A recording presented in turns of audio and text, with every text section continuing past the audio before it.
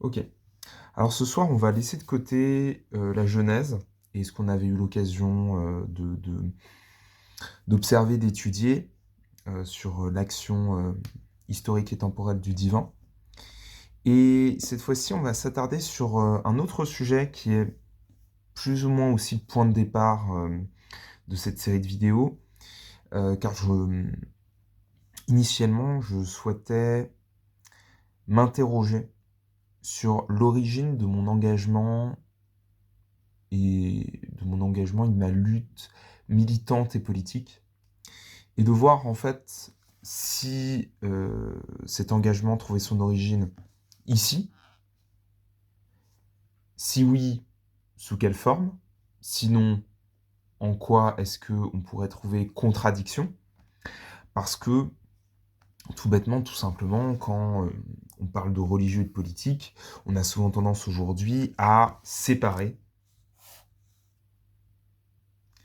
ces deux sujets, hein, à placer politique et religieux, chacun d'un côté, avec de l'autre ce qu'on va appeler la sphère publique, voilà, le politique qui régirait la vie publique, tandis que le religieux serait plus de l'ordre du privé.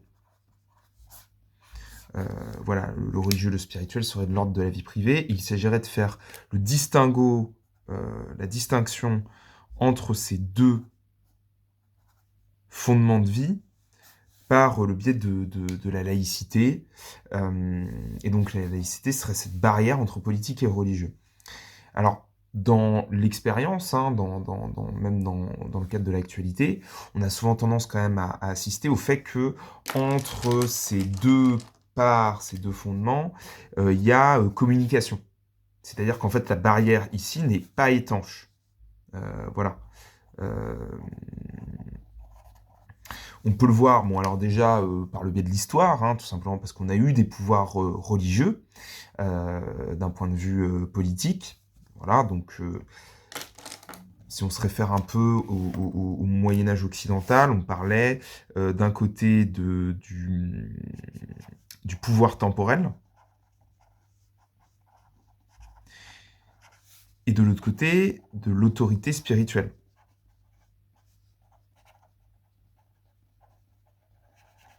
Et on pouvait observer que si le pouvoir temporel, du coup, était celui de la royauté, donc du roi qui dirige son royaume, l'autorité spirituelle, lui, était réservée plutôt tout simplement à ce qu'on va appeler l'Église. Et il n'y avait pas tant de séparation qu'assistance, qu'union, que travail main dans la main entre pouvoir temporel et autorité spirituelle. Il y avait cette idée dans le Moyen-Âge chrétien que pouvoir temporel et autorité spirituelle étaient réunis dans une seule et unique personne qui était tout simplement le Christ roi. Voilà, alors qu'on retrouve aussi dans la personne alors je vais très mal le prononcer, mais de Melchisédek, donc figure de la Genèse, qu'Abraham rencontre et qui s'assimile au prêtre roi.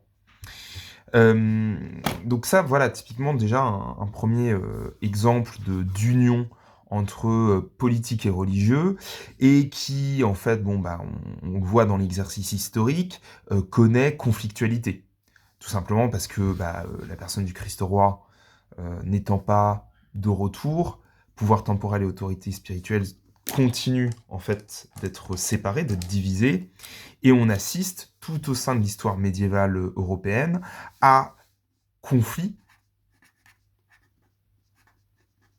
entre rois et église, entre empereurs du Saint-Empire germanique et le pape de l'Église catholique romaine. Et ces conflits vont se traduire même dans des choses extrêmement violentes, comme entre autres des croisades, au sein même de la chrétienté. Donc, cette union politique et religieuse, historiquement, on constate bien que cette union, si elle s'est réalisée, a toujours été peut-être de l'ordre de l'éphémérité. Et s'est révélé plutôt de l'ordre de l'idéal. Voilà, ou en tout cas dans un advenir apocalyptique qui ne se réalise pas au temps escompté, au temps vécu. Bon, mais même en fait dans notre période et notre époque laïque, la séparation politique-religieux, elle n'est toujours pas en fait concrètement réalisée. Il suffit de voir par exemple le voile en France, qui est le sujet d'une conflictualité énorme. Et la présence, par exemple, de l'islam en France amène aussi à énormément de sujets, de polémiques, et on voit bien que le politique a un regard sur le religieux, et inversement, le religieux a un regard sur le politique. Donc même là-dessus, le monde laïque ne réussit pas, connaît tout de même des difficultés, tout comme le monde chrétien. Bon. Mais c'est pas tant ça, moi, qui m'intéresse ici. Parce que là, en fait, il s'agit plutôt de coordination politique, géopolitique et institutionnelle. Moi, il s'agit plutôt de parler, dirons-nous, de l'action militante, du vécu du croyant, donc qu'on séparera à nouveau. Hein. Donc ici, voilà, action militante et vécu, vie spirituelle du croyant. Et de se demander, bah, là aussi, dans ce cadre beaucoup plus individuel, voilà, dans cette vie individuelle, réunie en une personne, n'y a-t-il pas, là aussi, communication? Est-ce qu'en fait, là, ces deux aspects au sein d'une même personne ne communiquent pas entre elles et n'ont-elles pas une interrelation sur lequel il s'agit aussi de s'interroger? Parce que si l'action militante est dépendante du vécu spirituel, eh bien, forcément, on peut interroger cette action sous le prisme de l'accusation de voilà, t'as une vie religieuse qui t'empêche peut-être d'être concrètement matérielle. Et inversement, est-ce que l'action militante est en accord avec le vécu, avec la foi portée par le croyant? Est-ce que voilà, finalement, ton action militante n'est-elle pas hypocrisie par rapport à quelqu'un qui aurait foi en l'action de Dieu et qui, du coup, n'a pas de raison de militer, fondamentalement parlant? Donc là-dessus, c'est des questions qui, je pense, doivent être posées dans le cadre, évidemment, de personnes qui auraient ces deux aspects-là. Mais en fait, comme on le voit ici, au niveau du macrocosme, ces deux piliers sont présents.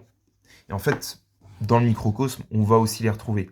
Bien que ça ne se traduira peut-être pas dans l'action militante, peut-être seulement dans l'opinion politique.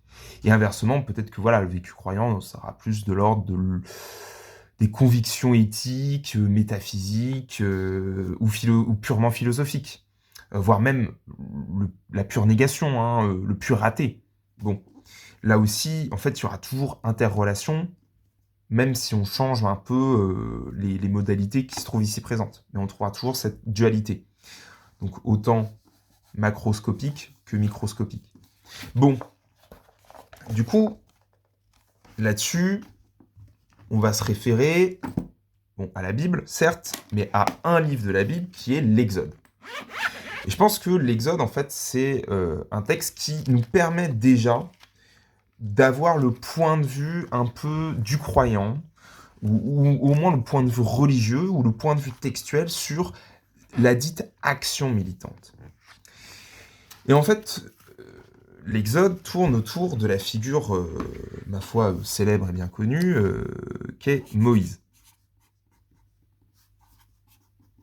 Voilà. Alors, Moussa dans le Coran, mais ici on prendra les termes bibliques dans ce contexte-là. Donc Moïse, prophète,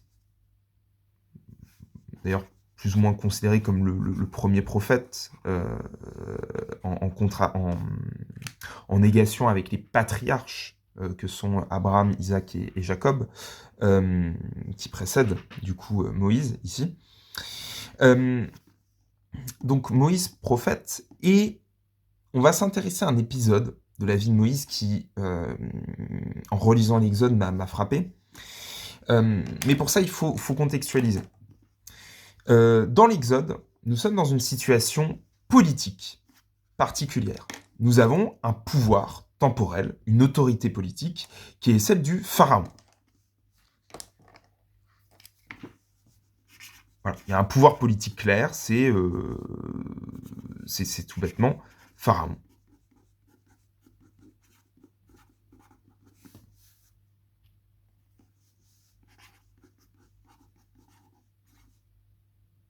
Pharaon. Ok. Voilà, on a un pouvoir politique, pharaon, qui du coup va représenter l'autorité, pas l'autorité, le pouvoir temporel. Et pharaon, il a, dans cette période qu'est l'Exode, mis en esclavage le peuple d'Israël. Alors ici, Israël, c'est pour Jacob. Hein, donc les enfants de Jacob, les issus du coup de ses propres 12 enfants. Et donc,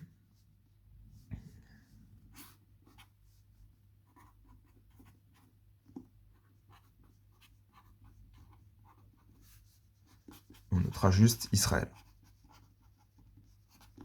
Donc on est dans une situation où ce qu'on appellera plus tard le peuple de Dieu est sous l'esclavage d'un pouvoir politique, d'une autorité, d'un pouvoir politique, d'un pouvoir temporel qui est celui de Pharaon et des Égyptiens en fait, de l'Égypte. Et rien que ça, déjà, contextuellement parlant, en se référant tout simplement à tout ce qui est de l'ordre des luttes politiques militantes qui ont pu parcourir entre autres le XXe siècle et ce début du XXIe siècle, on voit bien qu'on a une situation qui est de l'ordre de la domination. On a un pouvoir qui domine un peuple.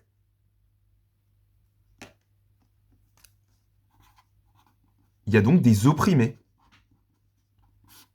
et des opprimants. Ça, c'est un point. Voilà, rien que cette représentation de l'Exode nous permet ensuite de superposer tout le reste des rapports de domination dont on parle en large et en travers dans les différentes luttes militantes. Bon, là-dessus, il faut parler de Moïse. Parce que Moïse, c'est à la fois un Israélite, donc un membre du peuple d'Israël, mais en même temps, c'est un jeune homme orphelin, plus ou moins, qui a été adopté par la fille de Pharaon, et qui est donc égyptien. Il a été adopté par l'Égypte. Moïse possède donc une dualité entre dominé et dominant, entre oppresseur et oppressé. Il a la possibilité de tout simplement se dire j'ai été adopté par la fille de Pharaon, je suis égyptien, peu m'importe. Peu m'importe le destin du peuple d'Israël, j'appartiens au peuple d'Égypte.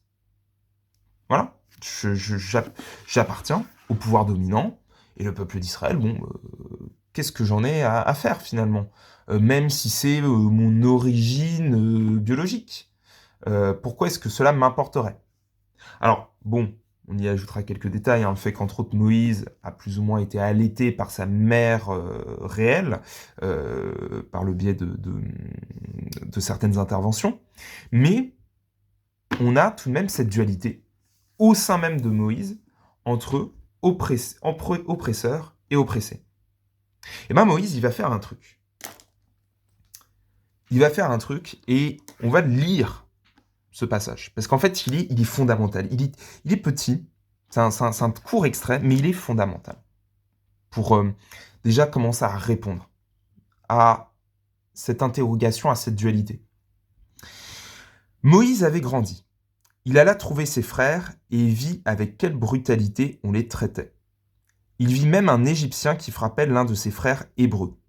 Il regarda autour de lui, il n'y avait personne. Il frappa l'Égyptien et l'enterra dans le sable. Donc déjà, rien que sur cet épisode, on comprend que Moïse, en devant choisir entre Israël et l'Égypte, choisit son peuple. Voilà, il n'y a pas d'hésitation. Il voit un Hébreu se faire tabasser, il tue l'Égyptien agresseur. Et là, en plus, on remarque quand même que, voilà, il va pas de main morte, Moïse, il assassine direct. Hein, il n'y a pas d'autre action. Il faut bien comprendre que là, c'est un Moïse jeune. C'est un Moïse qui n'est pas encore devenu père, qui n'a pas encore connu Dieu dans son appel. On est vraiment sur le tout début. Mais on remarque déjà qu'il choisit son peuple, il choisit le côté des opprimés. Alors que pourtant, lui-même aurait très bien pu rester en sécurité d'un point de vue matériel, mais il ne le fait pas. Donc là, on peut déjà noter Moïse choisit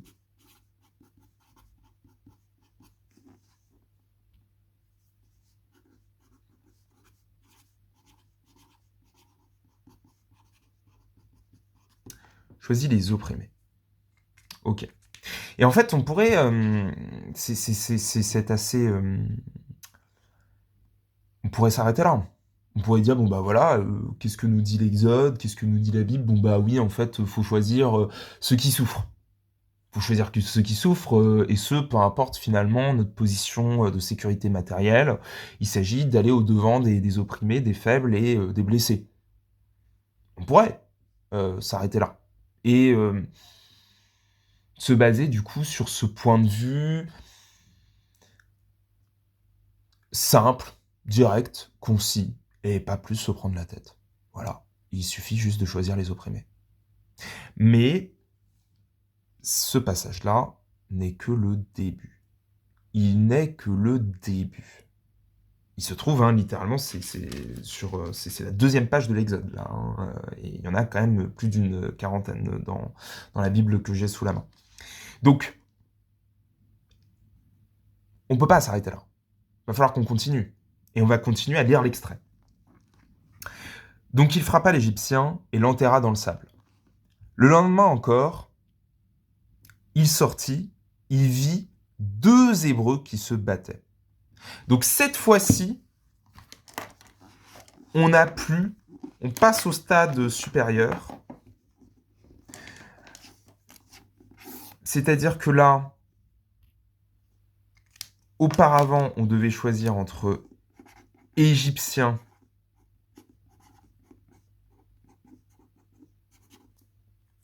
et Hébreux.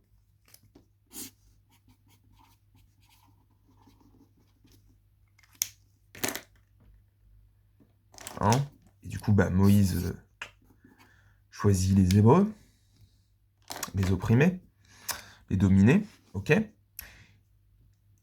Deuxième temps, donc ça c'est le premier temps, tout simplement. Puis arrive un deuxième temps, où là, Moïse doit choisir entre Hébreux et Hébreux.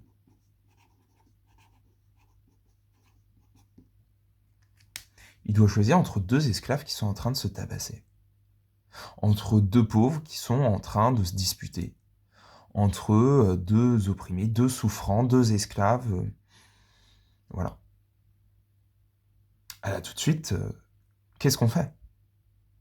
Et ça, c'est une question qui, au sein de toute lutte, se pose.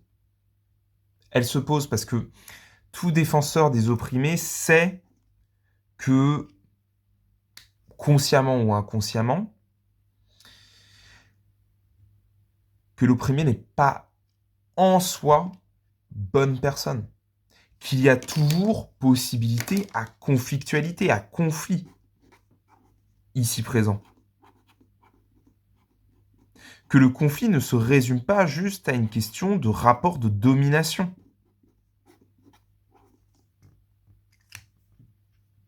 Et d'ailleurs, inversement, Égyptiens et Hébreux peuvent s'entendre. Après tout, fille de Pharaon sauve Moïse. Donc voilà, même dans les rapports de domination, en y mettant des guillemets, on voit bien qu'il n'y a pas que conflictualité. En tout cas, dans l'Exode, en se basant sur l'Exode. Et donc là, face à Hébreu contre Hébreu, face à deux esclaves qui se disputent, que fait Moïse? Le lendemain encore, il sortit et vit deux Hébreux qui se battaient. Il dit alors au plus méchant. Donc là, tout de suite, réaction différente de Moïse. Il ne frappe plus. Il définit qui est le plus méchant. Donc voilà, hein, on en a un qui est plus méchant.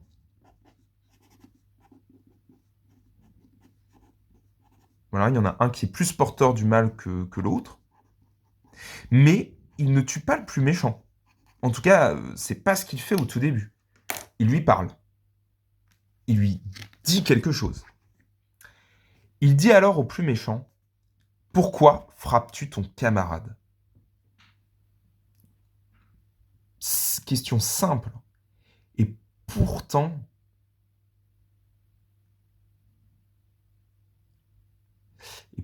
si intéressante. L'homme lui répondit, « Qui t'a nommé notre chef ou notre juge? Veux-tu me tuer comme tu as tué l'Égyptien ?»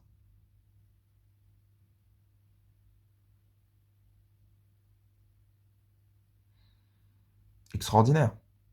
Un passage tellement fascinant. Parce que là, on voit tout de suite que l'Hébreu lui renvoie à la face l'acte précédent, c'est-à-dire le meurtre de l'Égyptien, en lui disant deux choses, plutôt en le contestant sur deux choses. Pour qui te prends-tu? Qui t'a nommé notre chef ou notre juge? Et en lui indiquant, du coup, un, qu'il est en train de le juger, et deux, qu'il a jugé auparavant l'Égyptien. Et qui lui a permis de s'octroyer cette autorité de jugement, de commandement. Ça, c'est très intéressant parce que ça amène à interroger Moïse sur sa propre autorité. C'est-à-dire que Moïse, plus tard, se révélera quand même prophète. Mais ici, dans ce contexte-là, on demande bien à Moïse, qu'est-ce qui te permet de juger? Qu'est-ce qui te permet de juger et de condamner? Ce qui nous peut nous rappeler, hein, par ailleurs, le Christ disant que le premier qui est péché jette la première pierre. Que celui qui n'est jamais péché jette la première pierre. Il y a ici un rappel à l'humilité.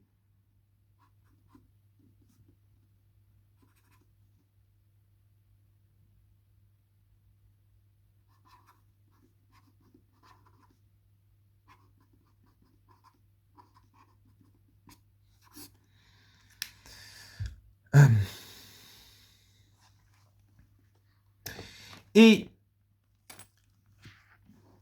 là-dessus, que fait Moïse?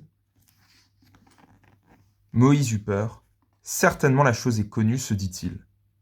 Le Pharaon en effet a pris l'affaire et il chercha Moïse pour le tuer. Alors Moïse s'enfuit loin du Pharaon et alla vivre au pays de Madian. Là, il s'assit près d'un puits. Donc là, dans cet épisode, on est face à quelque chose qui est quand même assez fascinant, qui est que, certes, Moïse sera le libérateur des esclaves israélites, des esclaves hébreux. Ok. Et en cela, il choisit bien l'intérêt des Hébreux et des esclaves, en se plaçant auprès d'eux. Cependant, quand il fait face à la violence qui se déroule au sein des opprimés, on le renvoie à sa position, qui est celle, en fait, qu'est-ce qui te permet de juger et de condamner? Sur quoi te bases-tu? Et face à cela, face à cette violence que les opprimés exercent entre eux et face à la remise en cause de son choix, de sa décision, de sa punition, Moïse fuit. Montrant bien que l'impulsion initiale de Moïse, certes basée sur de bonnes intentions, se révèle infructueuse. Moïse ne réussit pas à libérer les Hébreux en tuant cet Égyptien, bien au contraire.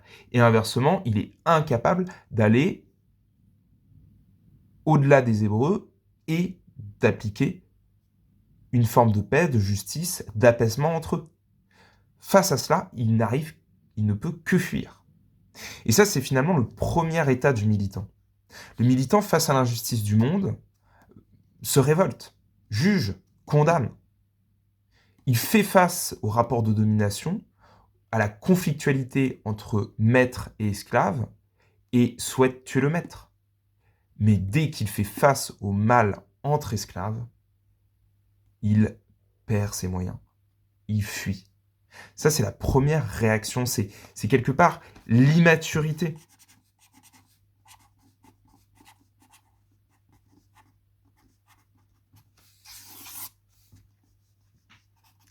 Un premier stade, révolte,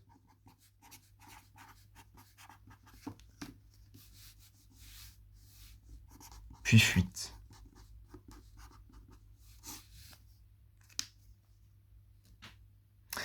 Et on va s'arrêter ici, et on reprendra dans une autre partie plus tard.